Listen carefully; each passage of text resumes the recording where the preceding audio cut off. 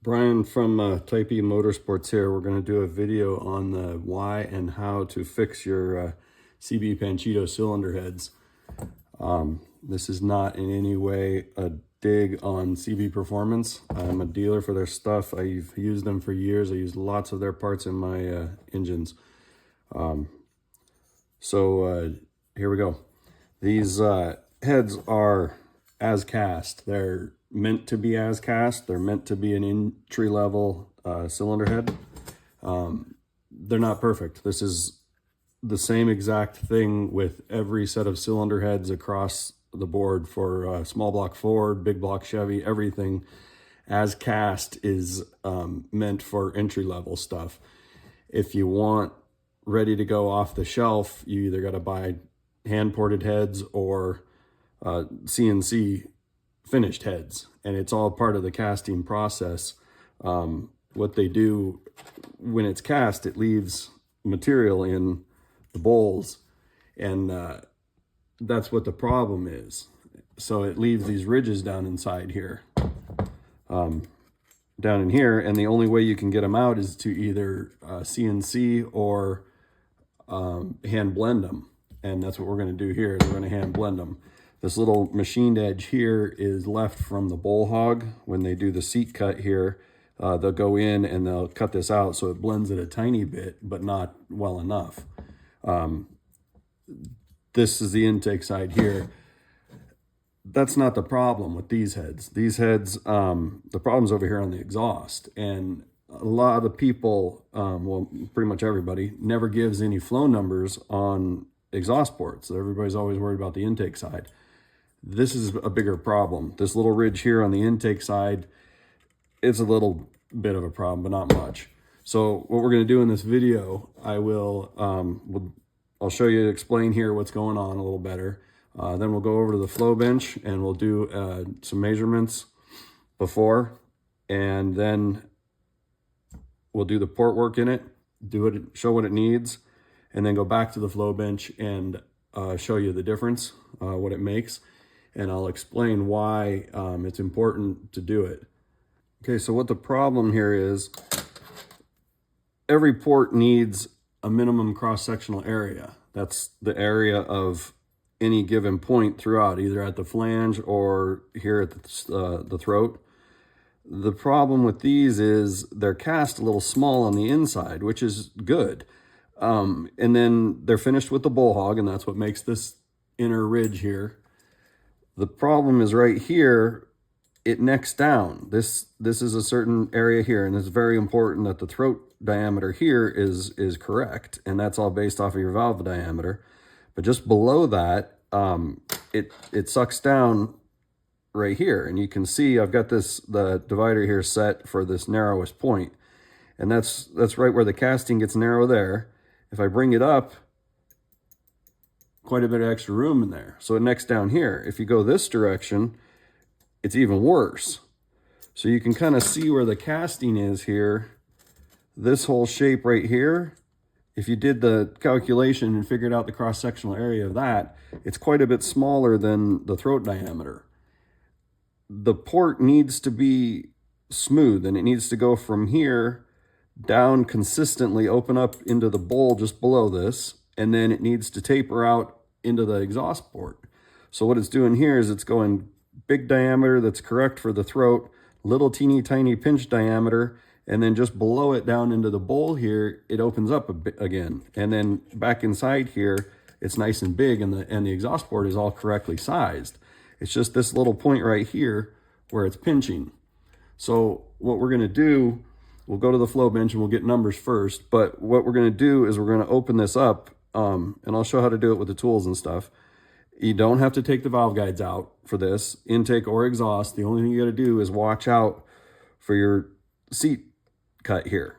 If you nick this seat cut, your valve isn't gonna seal and you're gonna have all kinds of problems. But the way I do it, and the tools I use, it's not a real big problem. You can get in here, you can do it with a Dremel tool, but I use air tools, just quicker and easier, more powerful.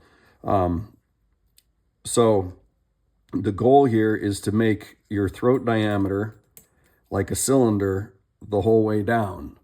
So we're going to take this cut here and we're going to extend it straight down. And just below this, it opens up into the port a little ways. Same thing back here. This little short diameter, you can feel it. We're going to roll this out and blend this. We're not going to touch this side over here. Everybody thinks this sharp edge under here is a big deal. On the flow bench, this means almost nothing. The way that sharp edge is, we're just going to open it up to the diameter here. So it's like a cylinder the whole way down, starting from the seat ring. But this edge here, the sharp corner, you can round that over on the flow bench. You can cut it out. You can do all kinds of things, and it makes almost no difference. The air is moving so fast through here, it hits the back wall and turns the 90. Taking this little ridge out here, if you get too far, the only thing it does is it loses material, and your seat ring is going to get loose. So that's not a big concern. The biggest concern is the area right in here on both sides, and then a little bit on the back wall here, but mostly here. So we'll go over to the flow bench now, and I'll show you, we'll put the valves back in, and we'll do some measurements with it. These are the CNC chambers. The same exact thing is in the non-CNC, the cheaper ones. I like this chamber. It's good, especially on big engines. I use these on 2180 bus engines. The 60cc chamber is necessary to get your deck height down. I'm a big fan of nice, tight 40 thousandths deck heights. Anything over 50 is getting in to be way too much. So yeah, these CNC off-the-shelf Panchito stuff. We'll go to the flow bench now. Okay, here we are at the flow bench. Cylinder head's bolted up. This is a as cast ported Panchito manifold. To get these from CB. Intake radius on here. This is a little 3D printed thing just to make things easier than trying to roll clay. I always test with the manifolds on. I don't like doing it as just the manifold or just the flange on the head, because the engine's not going to be running like that. So I always do it with the flange or with the manifold bolted up. Open close setup here, and then this is a newer style floating depression bench here. It doesn't have manometers that you got to read, all that stuff. So it's all done with this. It's by Audie Tech, Flow Quick it's called, but it's yeah, floating depression. So it moves and it calibrates or calculates everything for me. I did just calibrate the bench, so here we go. It's going to get noisy, but I'll show you how it's done.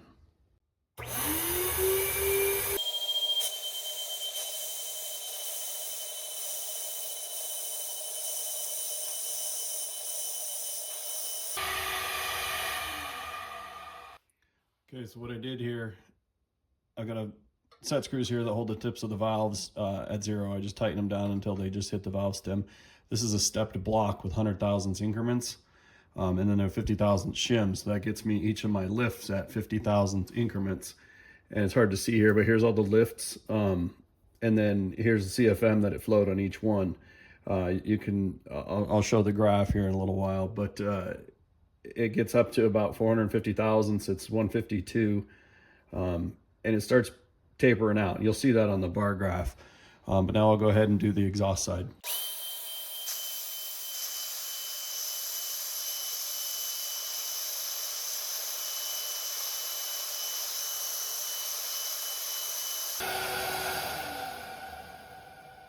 Okay, so here's a bar graph.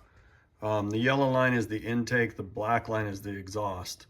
The intake goes up just like it should. It kind of starts petering out around 4.5, 500 thousandths lift. Here's the problem right here. At about 350 thousandths lift, it hits 110 CFM, and then it pretty much just straight lines all the way across to 550 thousandths lift. That should keep increasing just like the intake. There needs to be a specific ratio, usually 75, 78% between the two, intake to exhaust. This here, where it just keeps flattening out, that's a problem. And it happens at about 350 thousandths lift. So we're gonna go to the porting bench now, clean up the heads, and then I'll come back. We'll put it all back on the bench again, same thing. And then I'll show you how it will keep increasing, and it'll help the intake also a little bit, but we're not so worried about the intake. It's the exhaust that we're worried about. All right, we're here at the porting bench. Tools, real quick, that you'll need. Normal, I use air tools. They work better. You can use a die grinder, or a Dremel tool if you want, but it's going to be slow. It's going to burn up Dremel tools. This is I know this is a metal burr, double cut style, but these work better for what you're trying to do here. We're not doing massive material removal. We just want to be real careful, remove a little bit at a time. So I like to use this double cut style. This one's a 3/8 diameter. You can get different shapes. This shape is pretty good. This one here is for aluminum if you're going to do a bunch of real hogging. But this thing here will remove a lot of material in a short amount of time. This is an egg shape. I think this one's a flame shape. This one is a little bit easier to work with the shape style, but this here still works just fine. But I wouldn't recommend this for first time or for what you're doing here. This is for major material removal. So we'll get this guy. Basically just ease in here, both sides, clean it up a little bit, smooth out all the transitions. One thing is that makes it easier is if you stick the tool down inside the port and then pull the trigger and then turn it on and then get it spinning. And then when you want to stop it with it still down inside the port. Don't be going in and out with it spinning, because then you might nick up your seat. If you nick that seat, you're in trouble and you got to go have your seats cut again. So put the tool in the port, then start spinning, and then start working it around, let off, and then pull it back out. Once you get going, your aluminum burrs are going to start loading up with the cutters. It'll start packing aluminum in here. And I just spray some WD-40 in there. Just shoot it around in the port a little bit and go back to work. It'll clear out all the aluminum in your burr. You got to have some form of lube. I know there's a whole bunch of other kinds. There's some waxes. Some guys use transmission fluid, a bunch of other stuff. But WD-40 is cheap. It's easy, and it works good. Doesn't smell bad. So I also do use. I've got a fancy porting setup that I use when I'm doing full heads matched with a bunch of porting. But this works good for guys that are just doing one set here. You can prop it up on a 2x4. You can spin it around, put it on the other side, that kind of thing. So I'm just going to do it this way. This is a quick 5 minutes per hole, if that. So here we go.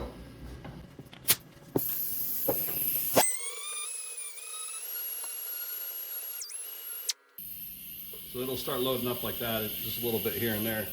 Spray a little more WD in there, go back to work.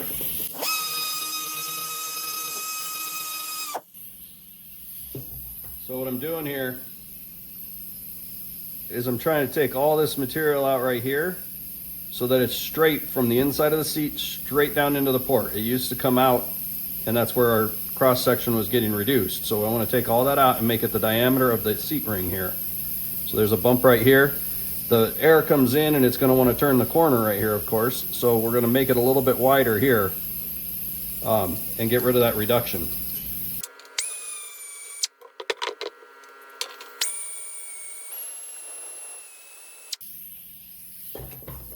You don't have to make it pretty with this thing. There's another trick or tool coming up next. So don't make it, don't try to get it too perfect here.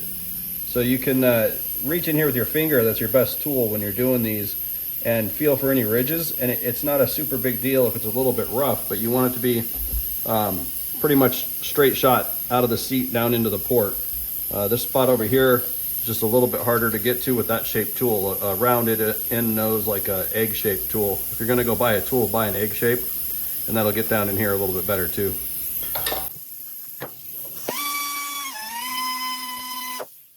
Okay, so I got one hole done here, well, just with the burr roughed in.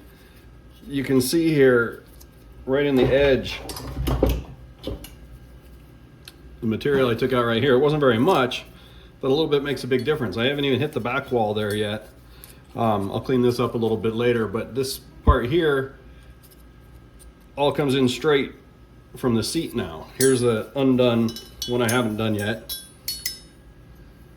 You can see in there all the material that's still pinching down the cross-sectional area, and that's the restriction in the port right across here. So we're going to do that to all of them. and then go through. I'll just do the one hole right now, but of course you got to do all four. To finish this up, I use this here. It's another different die grinder I've got with a different tip on it. These are called cross buffs. You can get them, I get them from McMaster Car, Benchmark Abrasives has them, a bunch of other places, but yeah, it's called a cross buff, and I think these are 1 inch diameter. You can get up to 1.5 inches, but they're too big to fit down in the hole. So it's like the same thing here. Put it down in the hole, then hit the trigger and get started cleaning everything up. And these work really, really good to blend the seat down into the rest of the port. Okay, here we go. We're gonna do the cross buffs now. I cleaned up the inside, the back side here just a little bit. We're not trying to polish anything with this. This is just gonna be for taking out the rough spots and blending everything out.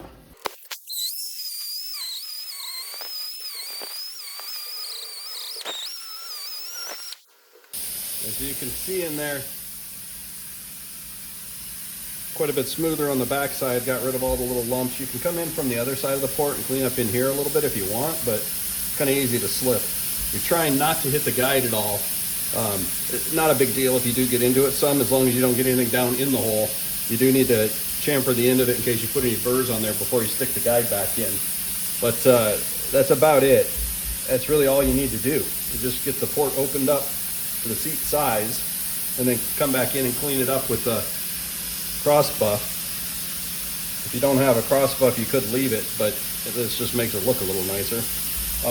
Don't bother polishing anything. That's a topic for another video, but totally unnecessary. Polished ports are not ideal. Exhausts are better than intakes, but that's it. So here's the exhaust. I'll go and do the intake next. It's only got just a little bit that needs to be done. The most important part is the short side, which is the turn over here, the shorter part of the port. You can kind of see there's a little lip right in here. You can feel it way better with your finger. So we're going to knock that down. Same principle as over here. We're just going to make everything the same diameter as the inner seat ring here. So we'll take a little bit out here and then round out this side over here and come back in with the cross buff and clean it up. I'm going to use my bigger one for this because there's more room to work inside the port, but the small guy will still work just fine if that's all you got.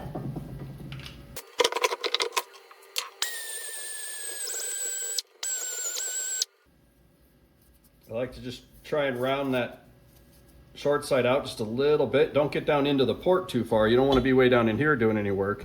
Just this last little bit. The most important part of the entire intake track from the carb to the seat is the 1/2 inch above and the 1/2 inch below. So you got to get this part dialed in and it'll make the biggest difference of all. Don't go doing any port work inside these. They're pretty good down below the seat.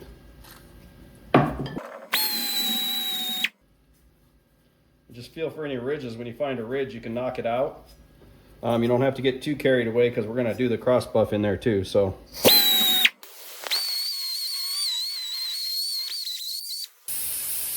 just stop and keep feeling it with your fingers and you can see what needs work and what doesn't.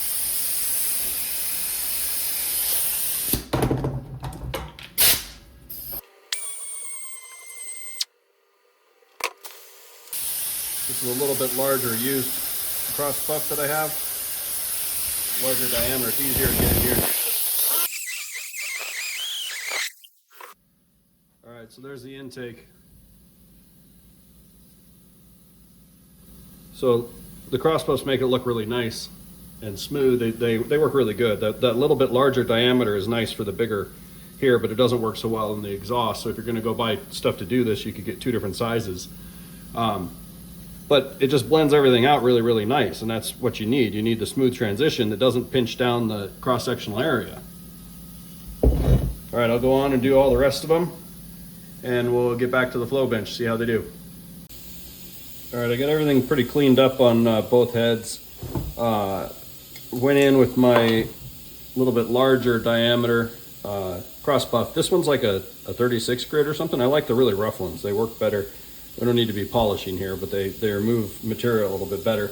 This one I used on the intakes, and it's pretty worn down now from doing those. So I went through and did all my intakes first, but once it gets worn down, it actually fits into the exhaust really, really well. So that's a good thing there. That if they fit real nice and tight, it makes blending the seat in that much nicer rather than working with the little teeny tiny guy.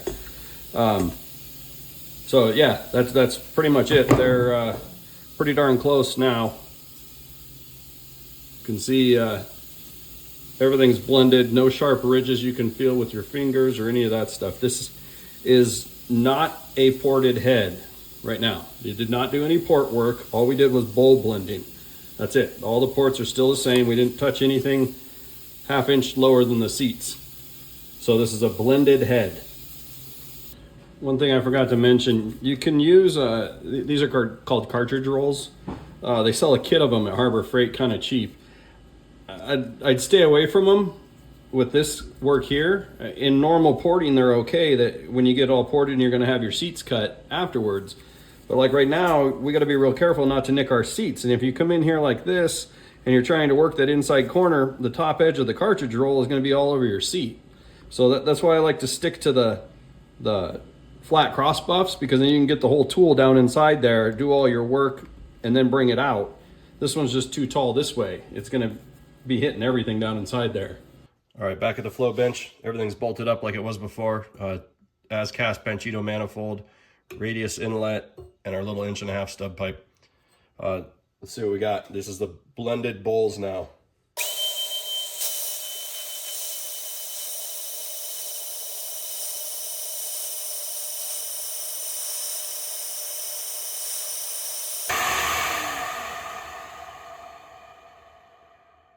So what it is here, this is the intake side that's been blended.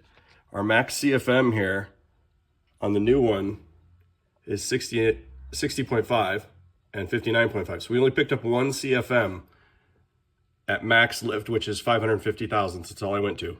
But down in here, if you look right here, the yellow line, kind of hard to see, the yellow line was our initial intake test. This is the new test. And you can see here how much higher it is. And this is at 100 thousandths lift up to 350 thousandths lift right in here. That's quite a bit different. Probably about another 8 CFM, almost 10 CFM right at 200 thousandths lift. That's a big deal right there. That's a good spot to have a lot of lift, because your cam, as it's opening, runs through this whole section right here. And then it goes up to peak really quick and comes back down, and then it runs over this entire section again. So it's going past this area twice. Everybody always worries about peak numbers, but the amount of time it's at peak flow is really minimal compared to the time that the valve is open all during this area. All right, we'll do the exhaust now.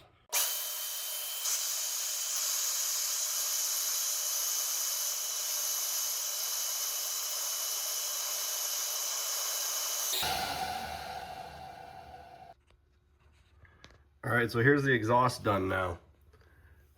Max flow numbers here on the exhaust was 138.8 this time. Originally when we did it up here, it was 113.9. So we picked up almost 25 CFM there. And here's the big thing. It goes down here, and where it was before, it would peter out right at 350 thousandths lift, and it would choke, and it wouldn't go up any higher. So no more flow coming out of the engine from 350 thousandths all the way up to 550 thousandths. So now our curve just keeps climbing and climbing and climbing until we hit our 550, and it follows the intake nicely too, which is what we want. All right, I was going to show you what these look like on the bench now with better lighting when they're all done. You can see the bowls are blended pretty well. There's still a few little things that look a little weird, little hiccups like down in here. Little stuff like that's hard to get out, but it makes zero difference on the flow bench. Like even with the casting lines that are always right across in here, you can clean those up as best as you can, and it will make almost no difference whatsoever on the flow bench. So the big part is the ridges that we were looking for in here. So that's the intake side, how it's all blended out. And then here's the exhaust side. This one's harder to see, but there's no ridge down in there anymore. Across here, that was the tight spot where it was. This divider here is set up, still set from when we measured before. And right there was the narrowest spot. And now it doesn't seem like a whole lot. It's probably just under, right at 100 thousandths, 1/8 inch or so difference now. But that's huge when you're talking cross-sectional area, not just diameter. Here's the other direction. So it does make a big difference. You can see one other thing here. You can see I got into the guide just a tiny bit right here and right here with the tool. When I was working over here, I nicked it, and same over here. That doesn't make any difference at all. It's not going to hurt anything. Some guys will go and mow the whole guide out. I wouldn't do that, but you can. If you do get into the guide a little bit, just go in here with a chamfer tool and clean up the inside lip here in case you folded it over. Then your valve will still move inside the guide nicely. The other thing would be if you didn't get the CNC chambers, like these are, you can come in and there'll be a big lip right around here from when they cut the seat ring. So there'll be a big lip along here and another one along here. It works good if you take an old 40mm valve and put in here and an old 35 that are used or something and drop them in the hole, and then you can get over here with your grinder and you can work on that without nicking the seats. The valve will protect that. I try to stay off of the short side or the non-plug side over here. If you're going to remove material, do it over here. You can put your bore, your cylinder in and then scribe the bore line, and try to remove material from about here up to about here on the intake side, and then on the exhaust side around over here. It's harder to do and it's harder to match chamber to chamber. I suggest just buying the CNC chamber and then having them fly cut it to what you need. All right, I just want to say a couple more things here in closing before we get done. This is no way digging on CB. These heads are pretty killer for what they're supposed to be. They're supposed to be a as cast entry-level head. They just need a little bit of cleanup work. And every kind of head, AFR, all these other heads, Chevy stuff, Ford stuff, it's all the same thing. Unless it's CNC or hand ported, they're gonna have those ridges in there like that. Some guys with the as casting get a little bit closer. Some guys make it even worse with big undercuts under here. These are pretty close. They're good. They're easy to work with. They're incredibly well designed. Pat Downs did a really good job putting them together. I was gonna say, don't go changing anything from the ports. Don't mess with them. I've tried. There isn't enough material in here. The walls are thin in here. And I've tried on a couple sets of Panchitos to try and squeak out a few more CFM here and there, but there isn't any. There's not enough. So don't go trying to change this thinking you're going to improve anything, because it won't work very good. The intake flange here matches the as-cast manifolds you get, and the manifolds are really good. So just leave it. If you go in there and you start trying to hog stuff out and move things around, you're going to mess stuff up. You're going to make this larger, and that's just going to reduce your velocity. Only thing you need to do is clean this up and make it smooth. It's a good enough gain, and the ports are small enough that the velocity on these heads is really, really high. I like them on lower revving big engines. My 2180 bus engines go to about 5,500. If you want more than that on a 2276 or something, you're gonna have to go to a bigger head. The port volume just isn't there. The other thing, don't go doing some gasket matching thing here. It doesn't work. Leave the ports small. Gasket matching is a bad deal. The guy in Brazil that made your gasket has absolutely no idea what size your port needs to be. So don't go scribing this thing and blowing it all out big, trying to match your header or something. It just messes stuff up. The step here is it's a good thing.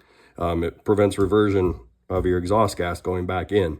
And smaller ports make more velocity, and that's good.